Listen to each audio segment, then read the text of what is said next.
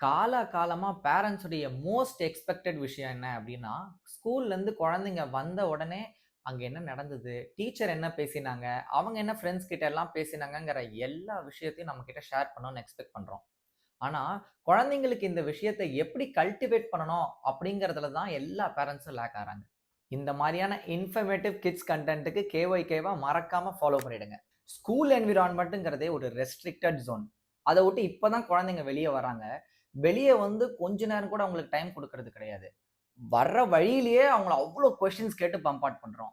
Instead அவங்க ஸ்கூல்லேருந்து வீட்டுக்கு வந்த உடனே, அவங்களுக்கு கொஞ்சம் ஸ்பேஸ் குடுத்துட்டு, நம்மளே கான்வர்சேஷன் இனிஷியேட் பண்ணலாம். இன்னைக்கு நம்ம என்ன பண்ணினோம்? நம்ம லைஃப்ல என்ன நடந்தது? நம்ம என்ன சாப்பிட்டோம்? அந்த மாரி விஷயங்களெல்லாம் நம்ம சொல்லும்போது, அவங்களே ஸ்லோவா புரிஞ்சுகிட்டு கொஞ்சம் கொஞ்சமா ஓப்பன் அப் பண்ண ஆரம்பிப்பாங்க. For example, if we had a rough day in the ஆஃபீஸ்ன்னு வச்சுக்கோங்களேன். நம்ம வீட்டுக்கு வந்த உடனே யாராவது கன்டினியூஸா ஒரு 3 கேள்வி கேட்டா, நம்ம என்ன ரிப்ளை பண்ணுவோம்? "கொஞ்சம் நேரம் டைம் குடுக்குறியா? நான் இப்ப தான் ஆஃபீஸ்லேருந்து வந்தேன். நீ வேற." ஜெனரலா சொல்றது தானே. நமக்கே இப்படி இருக்கும்போது, குழந்தைங்க வந்த உடனே எல்லாத்தையும் ஷேர் பண்ணணும்னு நம்ம எக்ஸ்பெக்ட் பண்றோம். Think about it.